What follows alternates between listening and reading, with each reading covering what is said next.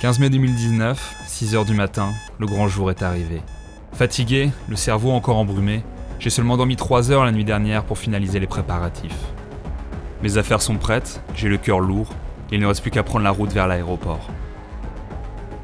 Mais j'étais bien loin d'imaginer que les choses prendraient une toute autre tournure.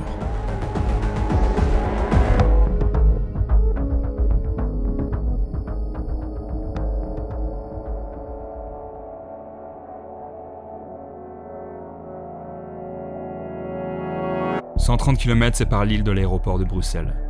Mais le vélo à peine chargé dans le coffre, le couperet tombe, 30 minutes de bouchons, de déviations et de travaux. En voiture avec mon père, pas un mot. Le GPS est le seul maître à bord.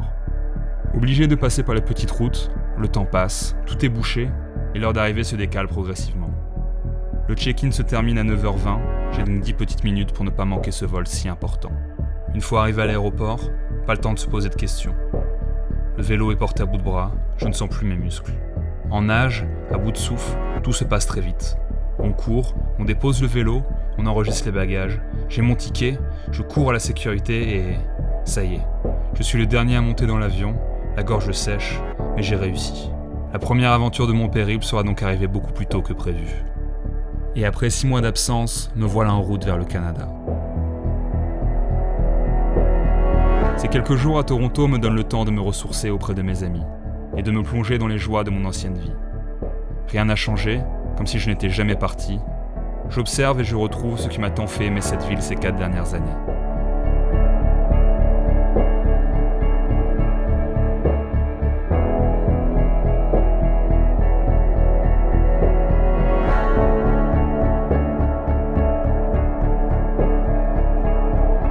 Le temps passe extrêmement vite et je suis rapidement de retour à l'aéroport. Cette fois pour ma dernière escale, St. John's. Dans l'avion, la pression monte encore d'un cran. Impossible de me reposer, de lire ou de regarder un film.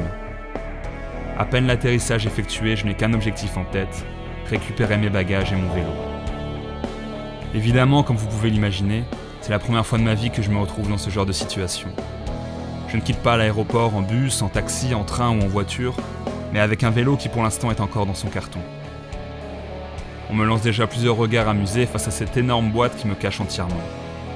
Une fois déballé, je sens déjà plusieurs curieux m'observer, prêts à me donner un coup de main au moindre problème.